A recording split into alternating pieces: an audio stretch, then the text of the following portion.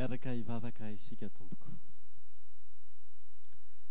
Ry Andriamanitra rainay eo, mamy ny teninao ary mahatsara ny fo, manadio ny fo, manadio ny otanay ary manavao tsy ny fo ihany fa ny fiainanay manontolo na dia ny hita ety ivelany azy. Ary zany ny vokatsoan'ny tenin'Andriamanitra ary mametraka eo am-pelatananao ny fiainanay. Dia mba tehirizo amin'ny teninao zahay, mba tsy hiala aminao na ho sanatria ho tafitohina amin'ny azo fijaliana. Dia maro Jesosy ny mpanomponao no miravoravo tanana, ny olanatrehana, ny adi-panatrehana, aoka mba tsy hisy hiala aminao ireny. Ary raha sanatria nisy efa niala dia mba hampivereno ary hazony mba tsy ho very mandrakizay.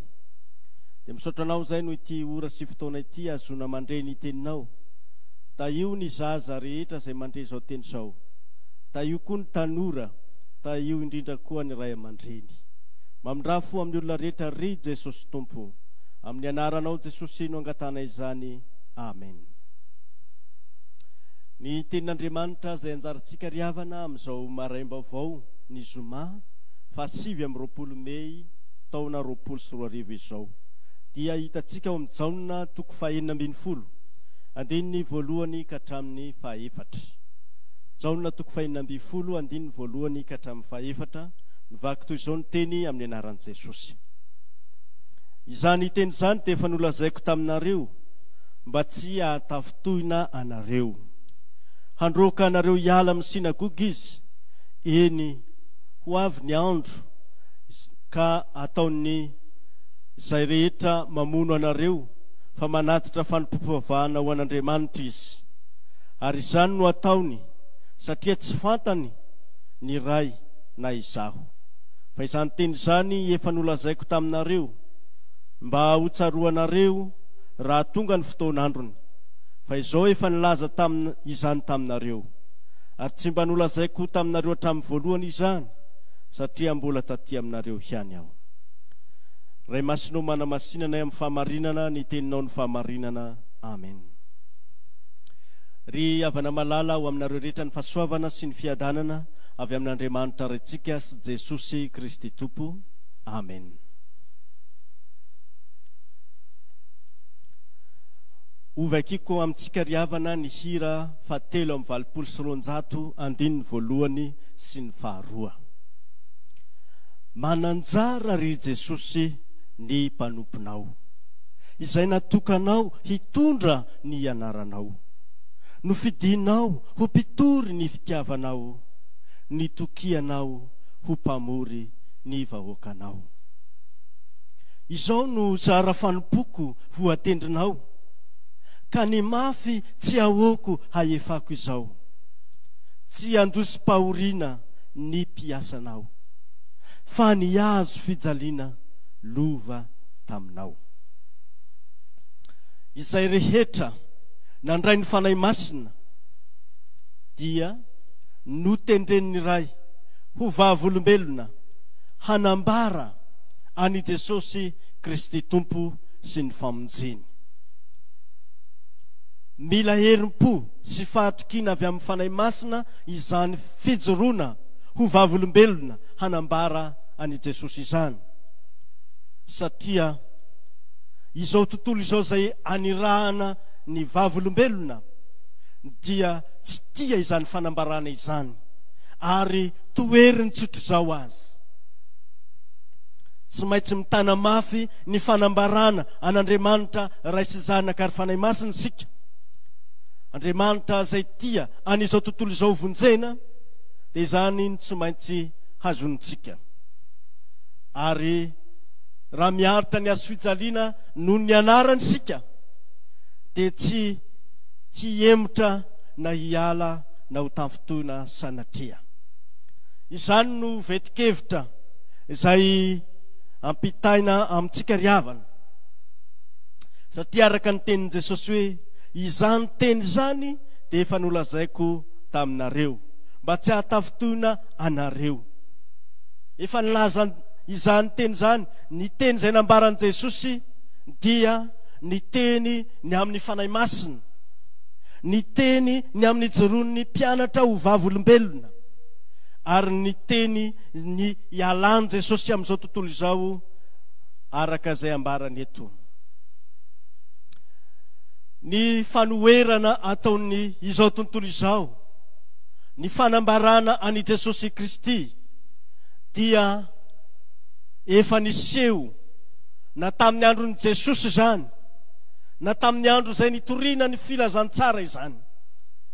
Fa rehefa nandinika ity toriteny ity ariavana, dia tena manazava izao anjara toritentsika izao indrindra koa ny fanoherana nataon'ireo nitsangana ho fahavalon'ny Daniela tamin'ny fotoana izay nahavelomany Daniela. Araka ny Daniela 9:1-20 ka hatramin'ny 7:20. Io fanoherana nataon'ny fahavalon'ny Daniela io dia maneho fa marina ny tenin'i Jesosy eto hoe ataony fa mamono manao fanompam-pivavahana ho an'Andriamanitra ianareo. Araka ny tenin'Andriamanitra ao amin'ny Daniela 9:1-14 hoe ilay Daniel isan'ny baba avy amin'ny taranaky Joda dia tsy manaiky anao na ny lalàna izay nasianao soniry mpanjako, fa manao fangatahana amin'Andriamaniny intelo isan'andro izy. Tahaka an'izany mihitsy ny ambaran'i Jesosy eto hoe izay olona na mamono anareo dia miteny na manendrikendrika anareo hoe manao fanompam-pivavahana ho an'Andriamanitra izy. Izany koa no teny fiampangana nataon'ny komandy lehibe sy ny solompanjaka an'i Daniel. Araka ny voalazan'io tantara io dia somaritaka na ny saritaka zany nivory izy ireo ka nitady hevitra hamonoana an'i Daniel. Araka ny foto-kevitsika eto dia zao: ny fanambarana ny sitrapon'Andriamanitra, ny fanambarana ny famonjen'Andriamanitra, ny fanambarana an'i Jesosy dia toeriny izao tontolo izao. Inona no nitranga riavana? Namoaka lalàna, namoaka didy ny mpanjaka Dariusa ny amin'ny anipazana ny olona ao andavaky ny liona, olona izay mivavaka amin'Andriamaniny na amin'ny zavatra hafa afa-tsy amin'ny mpanjaka irery ihany. I Daniela nefa dia nijoro amin'izay mahavavolombelon'ny fitiavan'Andriamanitra azy sy ny vavolombelon'ny fisian'Andriamanitra, Andriamanitra marina sady mahatoky. Dia nivavaka intelo isan'andro tamin'Andriamanina izy. Ary na dia mafy tahaka izany aza ny didiny mpanjaka dia natoky sy nanome voninahitra izy. Ary zany nahatonga ity fiampangana izay lazaina hoe tsy mba manaiky anao na ny lalàna izay nasianao soniry mpanjako io Daniel io, fa manao fangatahana amin'Andriamaniny intelo isan'andro izy. Nomen'Andriamanitra voninahitra ny anarany masina riavana tamin'ny namonjeny an'i Daniela tamin'ny herin'ny liona. Tsy afaka naninona na nikasika an'i Daniela akory izany liona izany. Eny mety ho hitantsika eo ambany ao amin'ny tantara hafa ihany koa riavana, fa tsy voatery hoe hamonjy ny mpanompony Andriamanitra, ka raha sanatria tsy vonjeny amin'izany izy dia mety hoe ho tafitohina ve ny mpanaraka azy na ho menatra sanatria izany. Fa eto riavana dia hitantsika aloha fa novonjen'Andriamanitra tamin'ny herin'ny liona i Daniel. Ary ireo nitsangana ho fahavalony kosa dia natsipy tao andavaky ny liona izy sy ny vady aman-janany, ary dia nanan-kery taminy ny liona. Vokatra izany riavana fijoroana nataon'ny Daniela, fijoroana ho vavolombelona nataon'ny Daniela izany dia namoaka didy, namoaka lalàna ny mpanjaka Dariusa ny amin'ny anomezana voninahitra ny anaran'Andriamanitra i Daniel, dia no amasinina eran'ny fanjakana ny anaran'Andriamanitra. Hitantsika amin'izany ny amin'ny fanoerana izay ataon'ny olona tsy ny solompanjaka sy ireo komandy ihany no nanohitra fa maro koa ny olona izay nanohitra izany fanambarana marina ny amin'Andriamanitra izany. Kanefa ny mpanompony dia nisikina hery tamin'ny fahatokiany na ny finoany an'Andriamanitra izany. Ary efa niasa raha teo ny fanahy arak'izany mba hahatonga itony olona miavaka amin'ny soratra masina itony hijoro tahaka an'izany. Ary te tahaka izany teo no ilan'ny vavolombelona ny fanahy masina mba hampahery azy, hampijoro azy ary hanambarany marina na dia haningotra ny aina azy. Ny fanoerana izay nataon'ny Jiosy dia hojerentsika koa ry havana. Ny fanoerana nataon'ny Jiosy ny amin'ny fanambarana nataon'ilay teraka jamba an'i Jesosy, hitantsika ao amin'ny Jaona 7 izany tenin'Andriamanitra, izany tantara izany. Izao ny voalaza ny 9:20 sy ny 7:20. Dia nanevateva azy izy ka nanao hoe, ialahy no mpianatry Jesosy zany. Fa izay mpianatry Mosesy, izay mahalala fa i Mosesy no nitenenan'Andriamanitra, fa ny amin'izany lehilahy izany dia tsy fantatray izay niaviny. Izany no fanoerana nataon'ny Jiosy. Fanoerana nataon'ny Jiosy, ny fanambarana an' Jesosy sy tsy fanekena an' Jesosy ho Kristy na Mesia zany. Na dia ny ray aman-dreny ty lehilahy teraka jamby ty koa aza ny ry havany dia na dia nahafantatra azy izy hoe Jesosy no nanasitrana ny zanany, dia tsy sahy nijoro vavolombelona izy. Tsy sahy nijoro vavolombelona izy satria natahotra ny Jiosy, fa efa nifanaiky raha teo matsy ny Jiosy, fa izay manaiky an'i Jesosy ho Kristy dia horoahana amin'ny sinagoga izy, araka ny Jaona 7:2-20. Fa ilay lehilahy teraka jamba kosa dia nanambara mazava fa zavatra iray aloha ihany no fantatro, jamba ho teo aloha fa mahiratra aho izao. Jaona 7:5-20. Arak'izany tenin'Andriamanitra izany ry havana, dia hitantsika tsara ny hoe ny Jiosy manohitra ny fanambarana ani Jesosy sy manohitra ny famonjeny Jesosy, manohitra ny Jesosy ho Kristy. Ary ilay mpijoro vavolombelona na ilay lehilahy teraka jamba izay nositranin'i Jesosy kosa dia ny joro hatramin'ny farany ny fahamarinana izay nataon'i Jesosy taminy.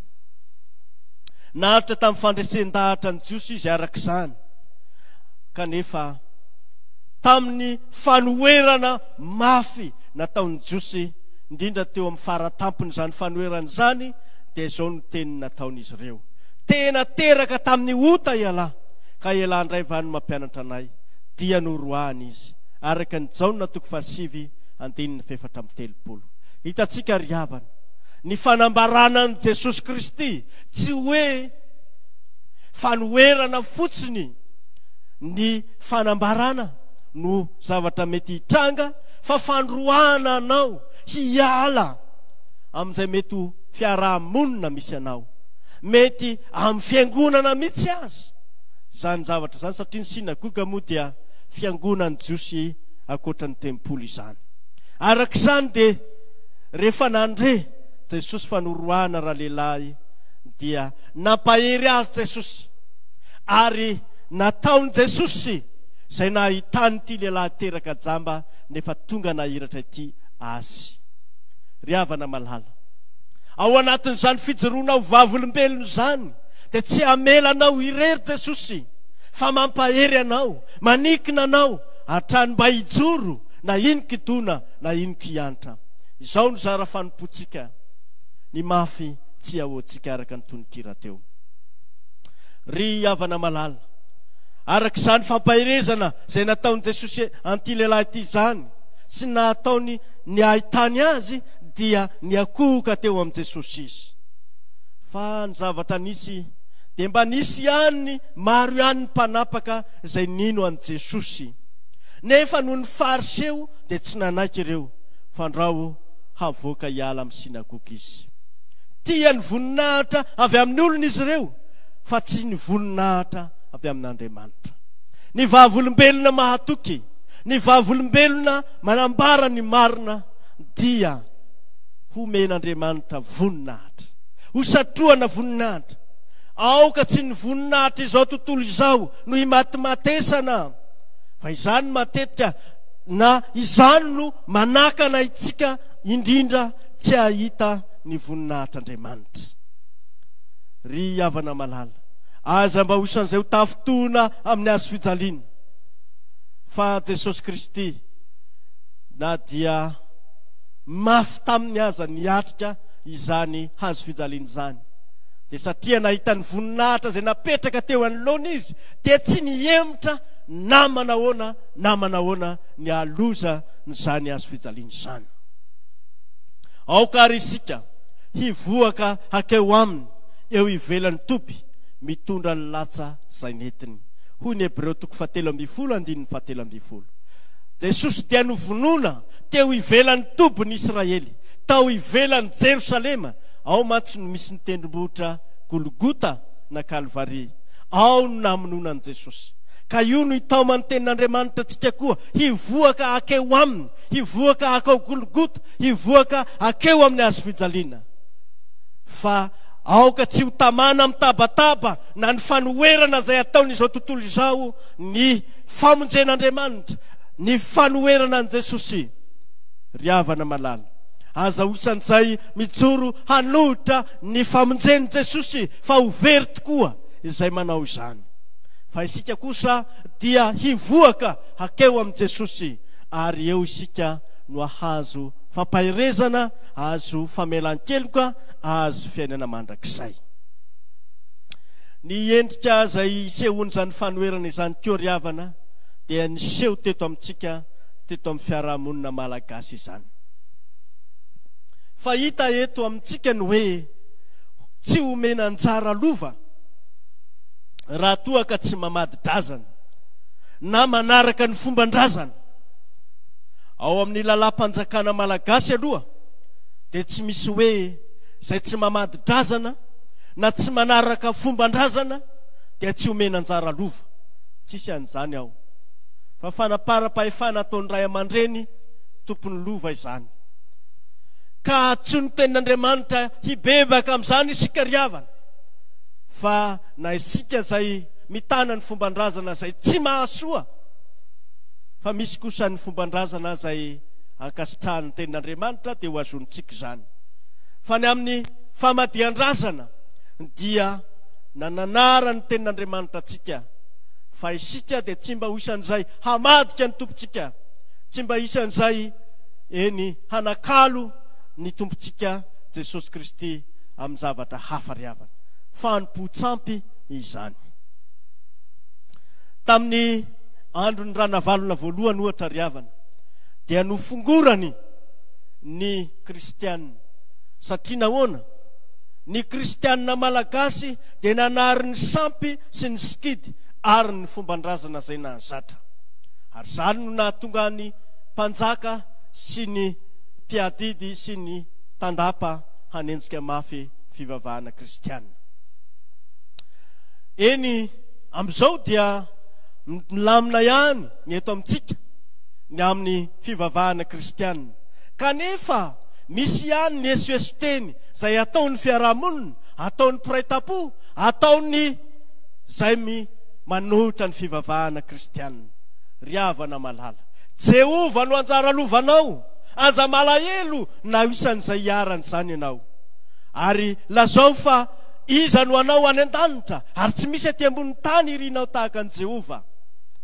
Sarobidy loatra ny manana ny famonjen'Andriamanitra, sarobidy loatra ny manana an' Jesosy, fa izy no tena harena, izy no tompony harena ihany koa, na eto tany na hatrany an-danitra. Omeny Jesosy anao izany, fa aza malahelo ny amin'izany.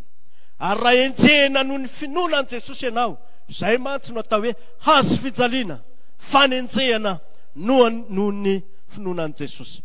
Ry tanora, ry ankizy izay miaino izao tenin'Andriamanitra izao, any aoriana any dia mety hisy izany fanenjehana mafy izany.